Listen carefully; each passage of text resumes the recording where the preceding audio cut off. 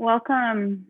I'm glad you're joining us. Thank you so much for being here for the unveiling of this absolutely beautiful and heartfelt gift. It's being offered to the greater IMC IRC community from 16 students trained as local Dharma leaders by Andrea Fella and Gil Fronsdal. And on behalf of these 16 students who've been blessed by the guidance and teachings of both Gil and Andrea on the Dharma, on inclusion, diversity, and on liberation, we offer this newly commissioned statue of a Theri. The Theri is a title for the first female monastics who were the direct disciples of the Buddha. And this specially created statue is a rending of a Theri known as Patachara. She was one of the most important early female teachers. And the statue is a product of a long and true collaborative process between several people. First, I'll mention Victoria Fahey of the Garden of Buddhas in Bali, who's a very skillful midwife of Buddhas and other sacred statues. And the talented Balinese sculptor Begos Anam, who crafted this work of art, Gil Fronsdal, Andrea Fella, and myself, Tanya Wiser, as a coordinator, facilitator of the project, and a representative of the 16 students. It's really important to me to acknowledge that when we first conceived of this gift, we actually had no idea how impossible it is to find statues of real Buddhist women as opposed to goddesses like Kuan Yin. Thankfully, we were introduced to Victoria, who, like us, was devoted to the idea of creating and bringing forward images of women in the Dharma and practicing the Dharma. So this unveiling event here, what you should expect tonight is that Gil and Andrea are here to receive this gift on behalf of the broader Sangha. Fella will then share the story of Patachara's life and awakening with us. Diana Clark and Nikki Mirghafori will read some of Patachara's poems as found in the Therigatha, which is a Buddhist text that is the world's oldest anthology of women's poetry. Finally, Gil and Andrea will share their plans for installing Patachara at the Insight Retreat Center. When the unveiling event is come to completion, I will actually stay here and be available to take comments and answer questions through the YouTube chat if there are any. But for a moment, I'd like to turn off my camera so you can see more of Patachara.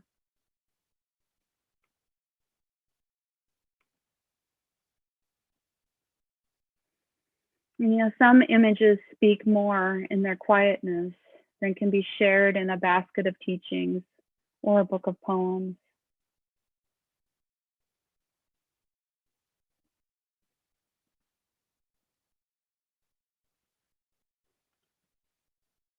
Perhaps we can appreciate the presence of a model of awakened practice in a female form, a form that mirrors the practice and experience of many women, but that we don't often see.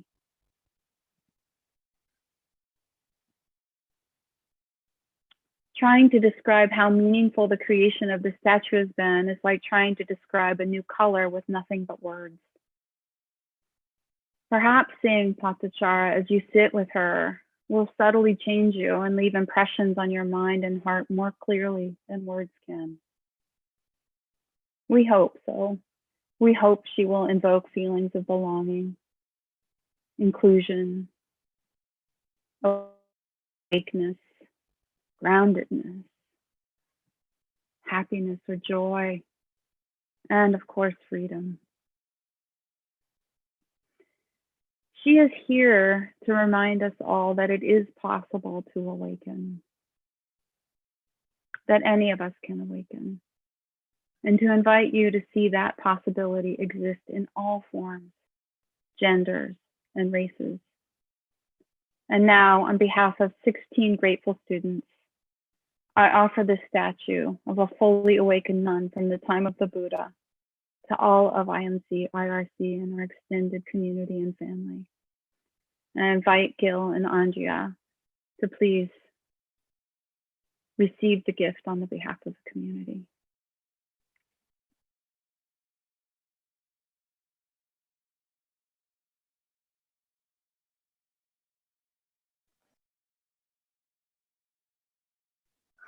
I'm honored to receive this gift on behalf of the community and receiving it virtually on my end, since I'm not at IMC right now, but I hope to be in her actual presence not too long from now. This process has been quite amazing. I've not been involved in the process. Tanya said it's a newly commissioned statue, and it is a newly commissioned statue, but this process has been going on for over a year. I went back to my emails to see the very first email in the thread of this process, where Tanya got in touch with Victoria. And it was June 17th, 2019. And so Patachara has been taking birth for 13 months.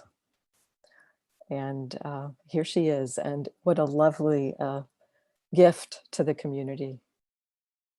Thank you.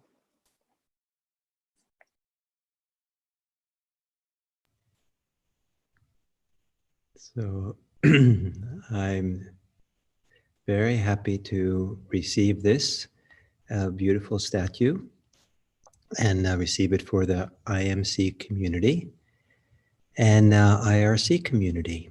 And this statue represents so much. It's for me. It represents the wonderfulness of the 16 people that we've trained here at IMC to be Dharma leaders and teachers, and in their practice and their compassion and their care. But there's something about it also spreading out from those 16 to the people they care for and people they teach and support in their practice in so many different ways.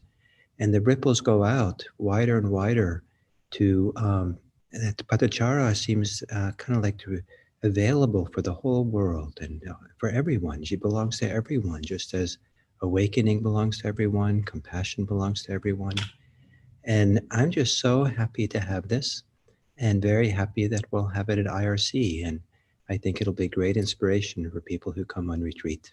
So with tremendous gratitude, I'm very happy to receive this. Thank you.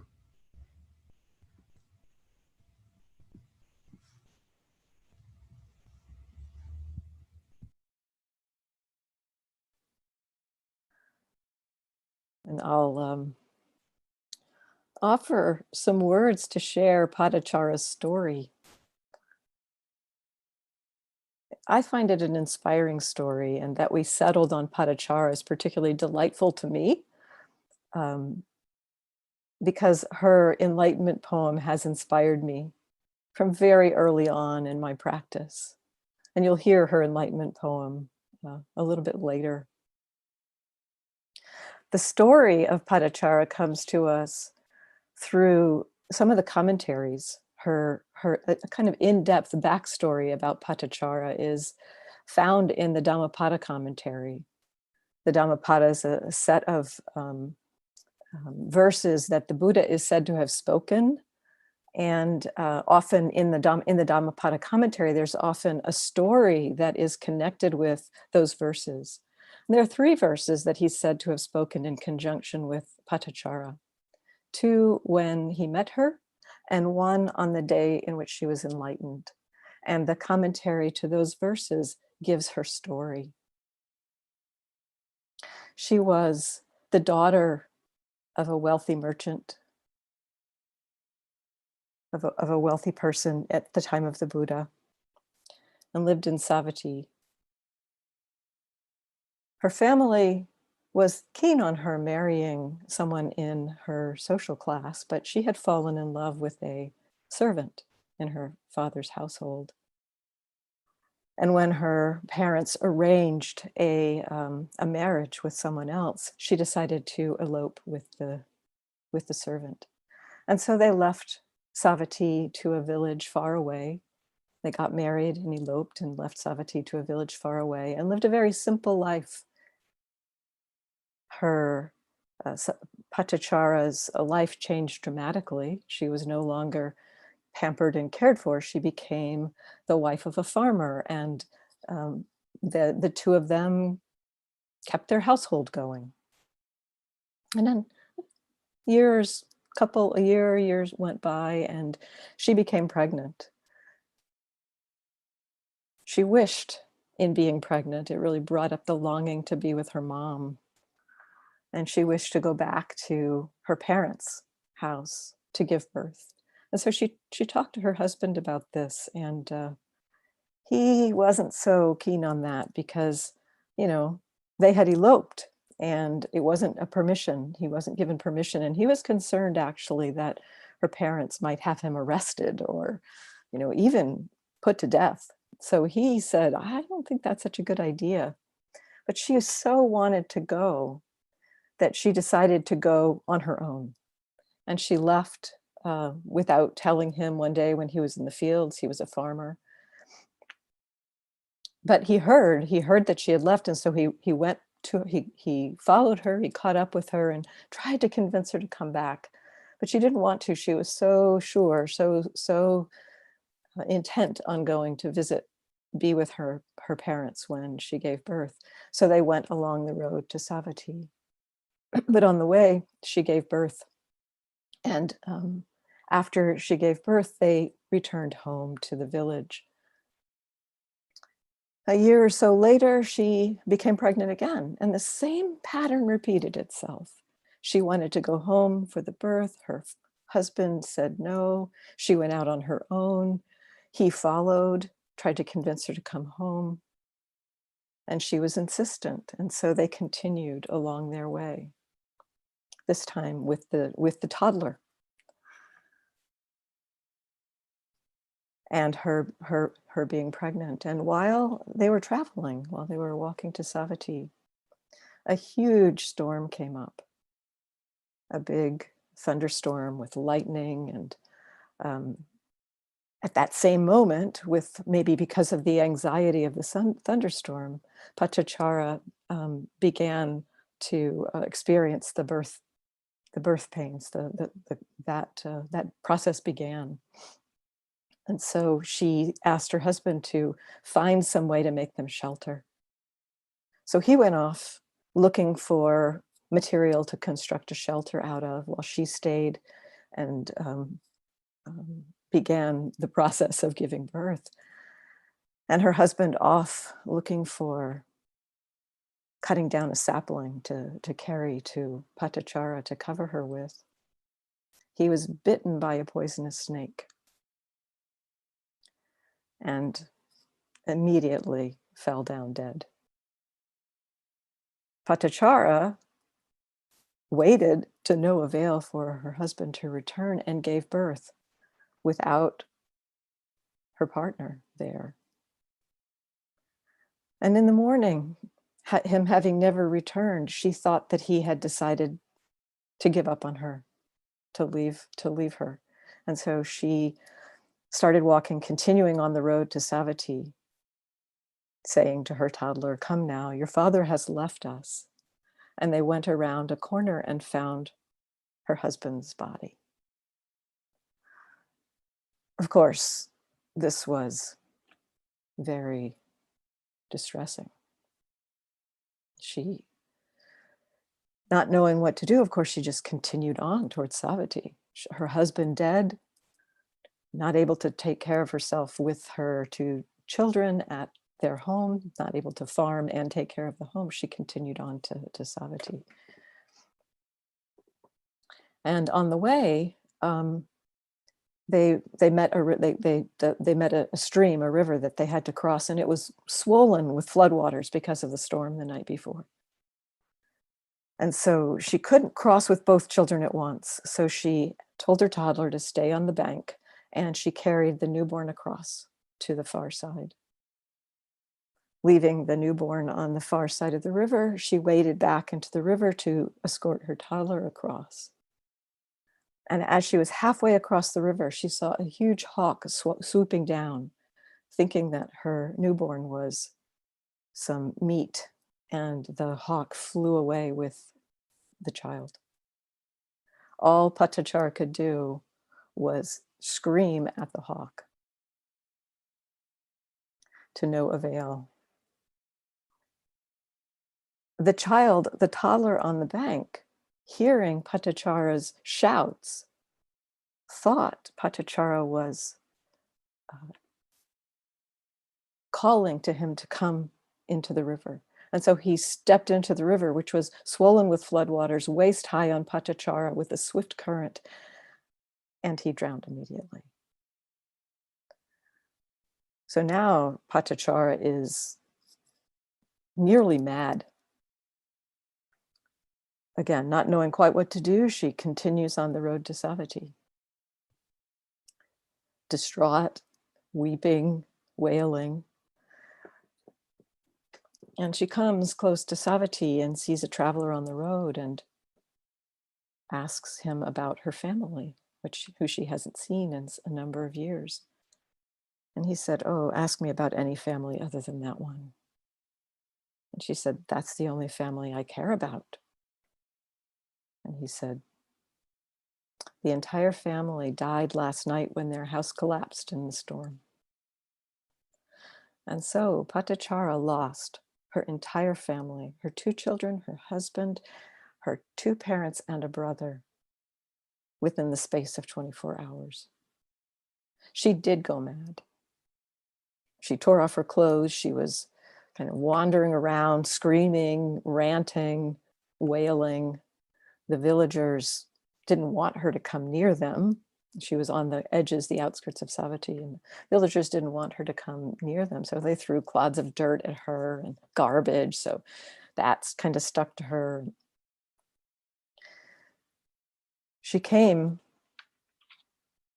near to a monastery where the Buddha happened to be teaching. And his followers, seeing her in this distraught, crazed state, tried to keep her from the Buddha. But the Buddha saw her and knew that she had the capacity to awaken. And so he said to his followers, "Let her come. Give her some clothes and let her come." And so she came to him and he said, "Sister, regain your mindfulness." And she kind of brought her to herself. And she kind of knew in that moment she had met somebody who could help her. He gave her a teaching, some of which is recorded in the Dhammapada. He said, "Children, parents, relatives are not a protection for someone seized by death. Relatives are no protection. Knowing this, the wise person, restrained by virtue, should quickly clear a path to nirvana." At the end of this discourse, Patachara deeply understood impermanence, deeply understood the conditionality and the universality of suffering, and asked the Buddha to ordain. He took her to the community of nuns, where she ordained and practiced diligently for a long time. Her poem, her enlightenment poem, which Nikki will share with you shortly, does indicate that it wasn't a quick process for her. It took some time. The Buddha is said to have come to Patachara in a vision that day she became awakened. He said to her, "Better than 100 years lived without seeing the arising and passing of things is one day lived seeing their arising and passing." And this verse supported her freedom. And so I'd like to invite Nikki to share Patachara's poems. Thank you, Andrea. So I'd like to share a couple of different translations. And my invitation is to let this poem of Patachara as a teaching from hundreds of years ago to wash over you. The first translation is by Helmut Hecker and Nya Naponika Thera from Great Disciples of the Buddha. Plowing the field with their plows, sowing seeds upon the ground, maintaining their wives and children, young men acquire wealth. Then why, when I am pure in virtue, practicing the Master's teaching, have I not attained Nibbana? For I am not lazy, nor puffed up. Having washed my feet, I reflected upon the waters. When I saw the foot water flow from the high ground down the slope, my mind became concentrated, like an excellent, thoroughbred steed. Having taken a lamp, I entered my cell. I inspected the bed and sat down on the couch. Then, having taken a needle, I pulled down the wick. The liberation of the mind was like the quenching of the lamp.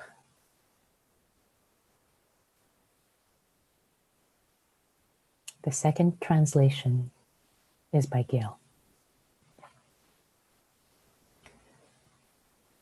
I considered plowing fields with plows, sowing seeds in the ground, caring for children and wife, young men, gain wealth.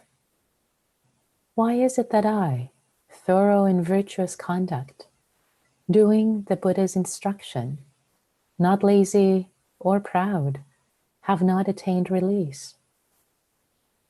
Having washed my feet, I watched the water, the foot washing water, flow from high ground to low.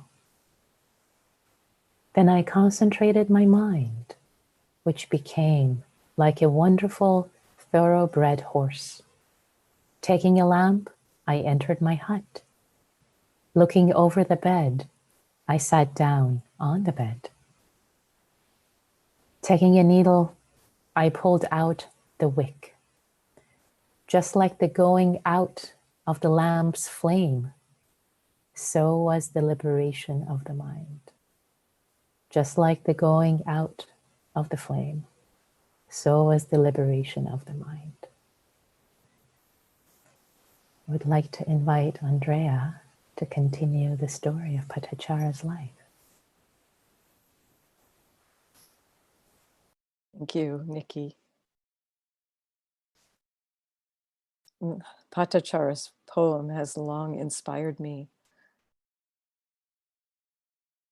The persistence of practice, the everydayness of her description of what was going on when she was awakened, sitting down on the bed,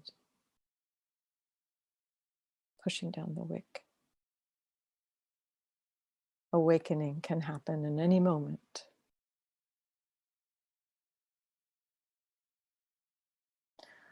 Following her awakening, Patachara became a teacher. She was apparently a very skilled teacher.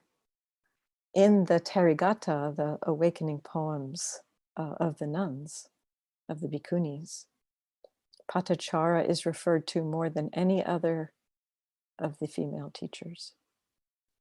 She inspired her students to practice, to follow in her footsteps, and to become awakened. And so some of her students also shared their awakening poems that are recorded in the Therigatha. So I'd like to ask Diana to share some of those poems of Patachara's students. Thank you, Andrea. The first poem I'd like to share is from the nun Chanda, who has a story that perhaps is similar to Patachara's.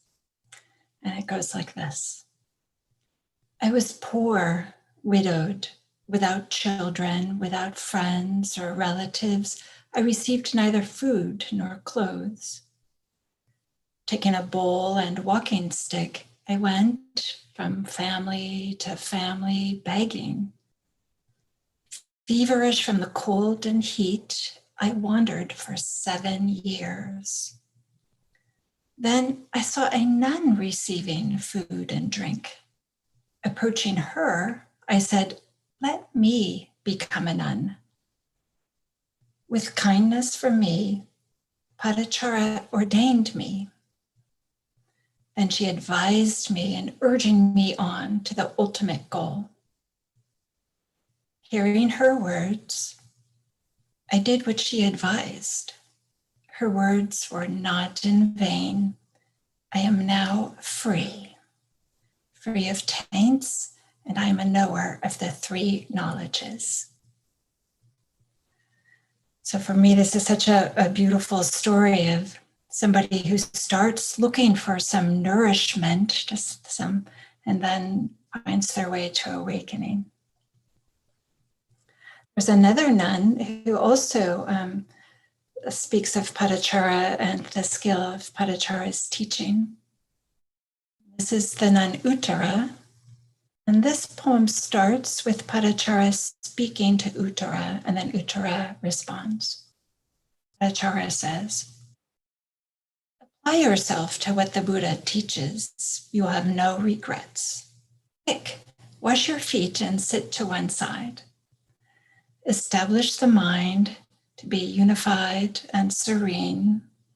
Consider conditions as other, not as self." And then Uttara responds, "I heard her words, Patachara's advice. I washed my feet and sat to one side. During the last watch of the night, I shattered the mass of darkness and emerged endowed with the 3 knowledges." Maybe as an aside, I'll say that 3 knowledges is an indicator of full awakening. So here we see 2 nuns that Patachara helped guide towards awakening, towards liberation.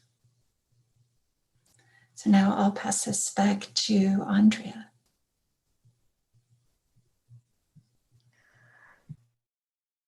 Thank you, Diana. So Patachara taught and practiced at the time of the Buddha, inspiring many people. And I'm so happy that her image, which is now at IMC, will be placed at IRC.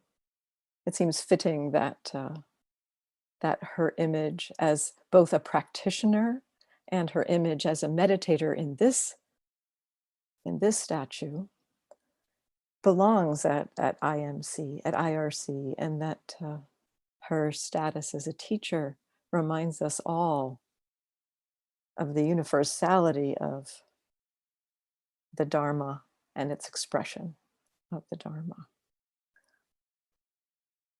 So I'd like to invite Gil back on to talk a little bit about installing her at IRC.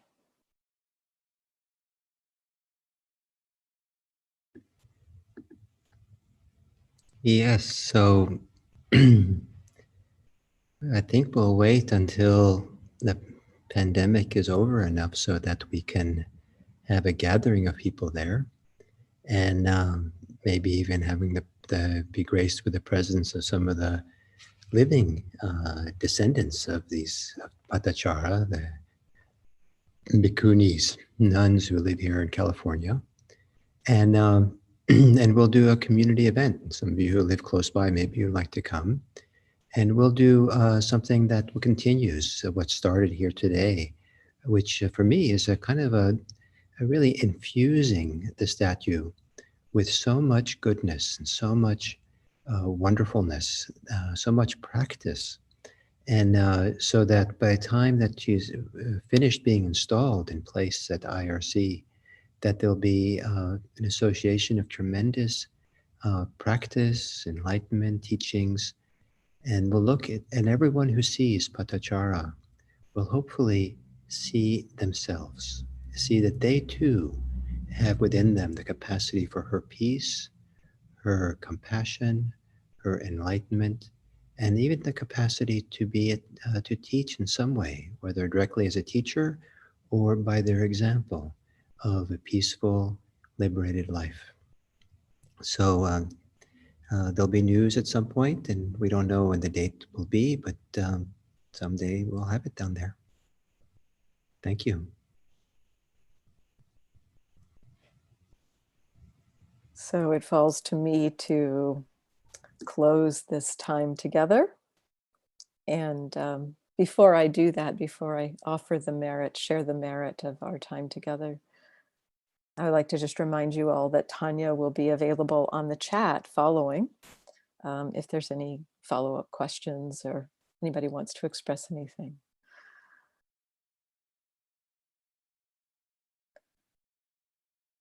I feel Patachara's statue, her life, represents the goodness of the Dharma, how it reached into her,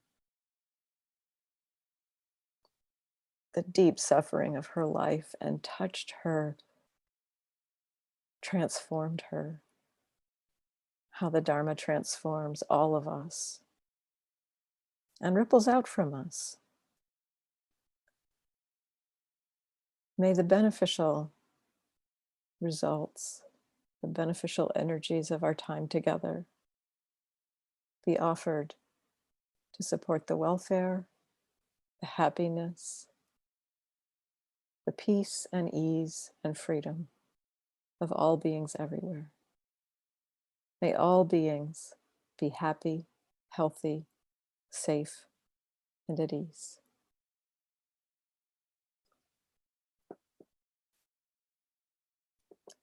Thank you for joining us.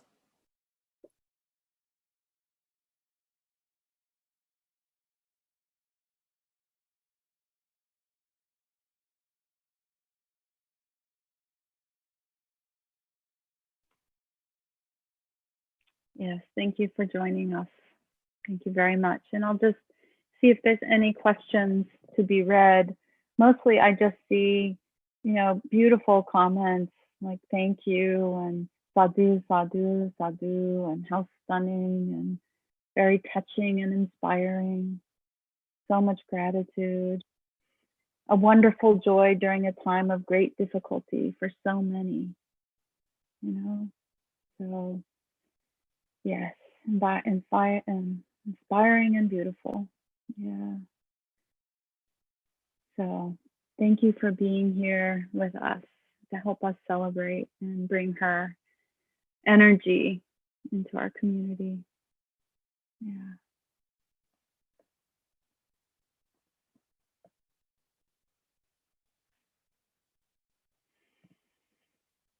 Sadhu, sadhu, sadhu.